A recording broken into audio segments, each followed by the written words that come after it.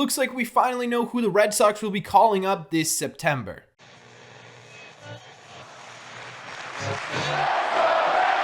What is going on, everybody? Welcome back to Red Seat Radio. My name is Corbin. For those of you who don't know, the beginning of September is actually a really exciting time in Major League Baseball. That's because rosters expand by 2 spots, meaning that teams, whether you were in the playoff hunt or not, get to call up 2 prospects from minor league baseball, which gives fans a possible glimpse into the future of their franchise, or it helps them push towards a playoff spot. For the Red Sox, what this means for fans and for the team itself is that we get to see some of the pieces that could be a major factor in teams in the future, and it also hopefully will help this bullpen get back into form. So what we're going to do in today's video is we're going to talk about who the Red Sox are calling up. We're going to talk about why this decision was made, what to expect from them over the last month of the 2023 season, and we're going to talk about how this could possibly impact decisions to be made this offseason and teams in 2024 and beyond. But before we get into that, do me a favor, make sure you guys have hit that subscribe button if you haven't already.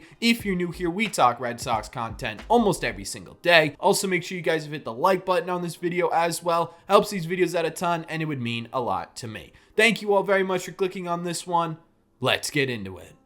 Okay, so obviously there were 2 people called up with the rosters expanding 2 spots, right? That makes perfect sense. And I think the best way to break down each of their impacts is to go over them one by one. Now, the first person to get called up by the Boston Red Sox in this September call-up is a face we've already seen at the major league level this year, and that is left-handed pitcher Brandon Walter. Brandon Walter spent a short stint with the Boston Red Sox where he played in 6 games for the team. He pitched in 14 2/3 innings. He had a 3.07 ERA in that stretch with a bit of a higher FIP at 3.94, but not an insanely higher FIP, right? It appears as though he got a little bit lucky with his ERA, but nothing too crazy where it looks like he was just extremely lucky on the mound. He was pitching about to what his ERA stands at. He also had a 1.52 ERA plus, meaning that in those 6 games, Walter was performing about 52% better than the average pitcher in Major League Baseball on the mound. Now, what's interesting about this sort of call-up is that we could see a little bit of a different Brandon Walter this time around. And what I mean by that is since being sent down to AAA Worcester, Brandon Walter's really turned his AAA season around, and he's been essentially elite out of the bullpen and in a starting role for the Worcester Woo Sox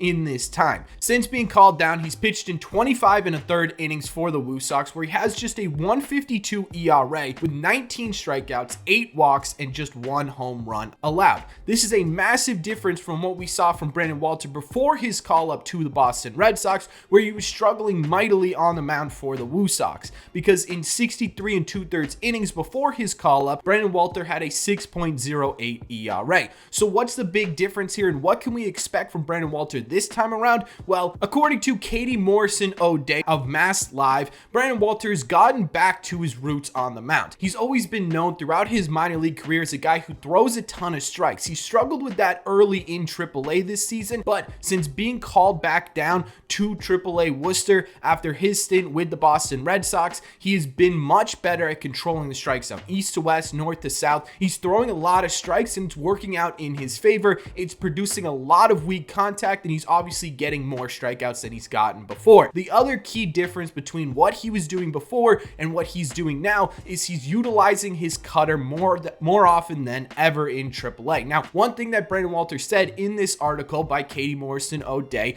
is that once he got to the major leagues, something that he realized was that major league catchers Wong and Reese McGuire were really having him focus on throwing that cutter, and it was successful in a small sample size at the major league level. This was a pitch that he had only implemented this year, and it's something that was new to him, but with the AAA pitching staff, they realized that his throwing motion would be perfect for a cutter, right? He naturally throws a bit of a cut with his pitches because of his arm slot and stuff, so adding a cutter in worked really well. Now, since going back down to AAA, because of the utilization that he had in Major League Baseball, he's added that more to his arsenal in AAA, and it's worked out really, really well. So what we could see from Brandon Walter this time around is hopefully a bit more strike throwing and a lot more reliance on that cutter to get a lot more swing and misses, and more importantly, a lot more weak contact. And when it comes to why the Red Sox may have called Brandon Walter up, this addition feels pretty obvious, right? The Red Sox bullpen is in absolute shambles right now, specifically the middle relievers of this Red Sox team, right? Brandon Walter coming up does fill that role. He's been performing exceptionally well at the AAA level. It feels like a match made in heaven, right? And I'm actually pretty excited about Brandon Walter coming up. And the reason for that is because of the improvements he's made at the AAA level. I want to see how that translates to Major League Baseball. It feels like the middle part of this bullpen is a little bit up in the air for 2024. You've got your back end sort of set in stone, right? With Martin in the 8th inning, Kenley in the 9th inning, both coming back in 2024. In my opinion, the big questions with the bullpen is how are you going to structure the middle innings of this team? And we saw a little bit of what that could look like this season when we got a larger sample size from Chris Murphy, who for the most part looked pretty good and then sort of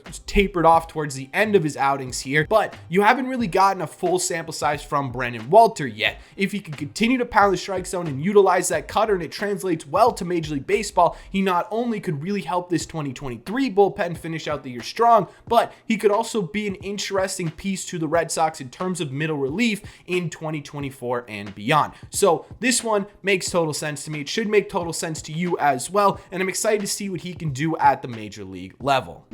The other player called up for September call-ups was another familiar face in Emmanuel Valdez. As you guys may remember, Valdez actually spent a pretty significant amount of time with the Boston Red Sox at the beginning of the year, which feels like it was an eon ago, but either way, he spent about 33 games with the Red Sox between May and June, where he had a 234 average with a 280 on base percentage, which is a bit lower than you'd like to see, and he had a 404 slug, good for just an 82 OPS plus, which would put his offensive production around 18% below average. However, it wasn't all negative with Emmanuel Valdez at the Major League level, and there were flashes of production with Valdez at the plate that was at least above average, specifically in the month of May, where over the entire month he played in 22 games, so about 2/3 of his Major League career so far was played in that month of May in 2023, and in that month he was actually pretty productive. He did have a pretty low average at 233, but he had a 303 on base percentage and a 450 slug with 4 home runs and 10 RBIs in those 22 games, which led to an OPS plus of 104, or a slightly above average production of about 4%. Now again, it's nothing crazy in terms of production, but you did see flashes of Emmanuel Valdez's bat translating to Major League Baseball, specifically in the month of May. There is some potential still there with Emmanuel Valdez, despite the fact that he does have below average statistics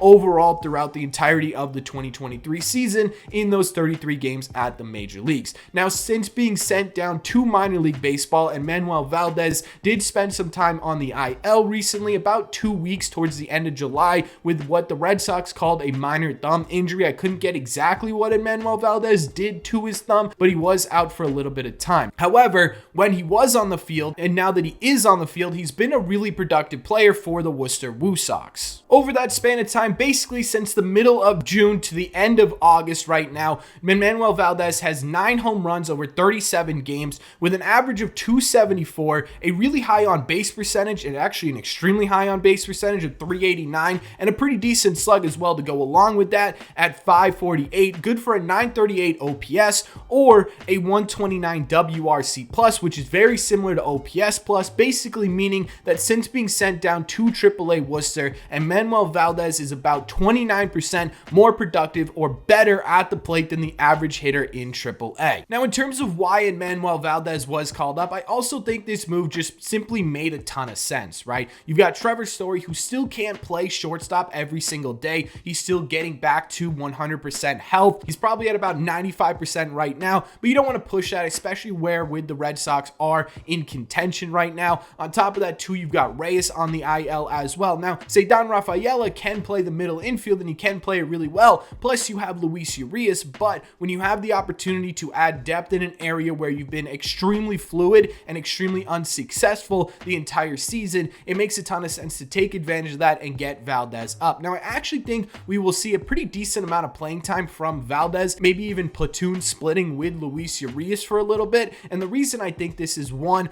obviously where the Red Sox are right now, your shifting focus is going towards 2024. On top of that, too, there's a lot of depth in the middle infield, specifically in the Red Sox minor league system right now. It might be a little bit of a decent time to give Valdez a pretty decent sample size and sort of show him off in terms of trades, right? It feels like the Red Sox are due for a pretty decent trade with where the Red Sox farm system is right now, and getting a guy up like Valdez, who may not be able to have a spot on the major league roster going forward, and getting him some playing time could serve you well in terms of your trading over the offseason. So there are a couple of reasons why Valdez makes sense in terms of a call up, but at the end of the day, I think it's simply just because you needed depth in that area, and now you have the opportunity to add to it. It also may mean that Pablo Reyes is on the IL for a little bit longer than we expected. Right now, normally I would say, yeah, it's probably because Reyes will be coming back in a couple of days. They just want to fill that hole. But with Ceddanne Rafaela currently on the team, a guy who can play middle infield, and again,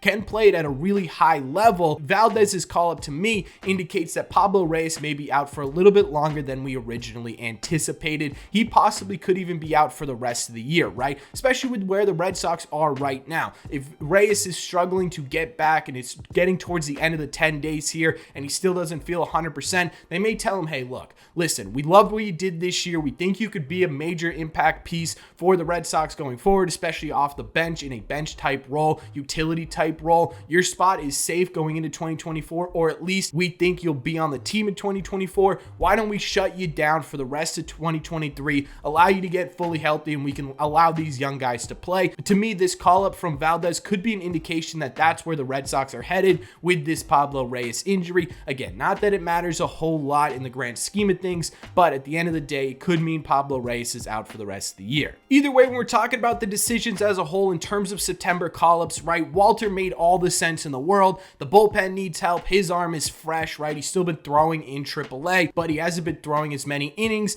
in Major League Baseball as a lot of these guys in the middle inning relief role in the Red Sox bullpen have right now. Plus, I'm excited to see what his adjustments that he made in AAA translate to in Major League Baseball. And then when it comes to Valdez, right, it's some really nice depth that you can add to the middle infield. And again, both of these guys, you could take a look at either what they could add to the 2024 team or what they could add in terms of trade value in the offseason. Either way, I'm excited to get some youth into this lineup and into this pitching rotation and into this bullpen, see what the Red Sox have going forward as opposed to trying to make a push in 2023. But that's just my opinion. So let me know in the comment section down below, what do you think of these September call-ups? What do you think of Walter? What do you think about Valdez? What do you think their roles on the Red Sox in 2023 are going to be? And what do you think the Red Sox do with both of these guys when it comes to the 2024 off season? Let me know all your thoughts on the Red Sox September call-ups in the comment section down below. As always, if you made it to the end of this video, do me a favor. Make sure you guys have hit that subscribe button if you haven't already. If you're new here, we talk Red Sox content almost every single day. Also, make sure you guys have hit the like button on this video as well. Helps these videos out a ton, and it would mean a lot to me. Thank you all very much for clicking on this one, and I will see you in the red seats.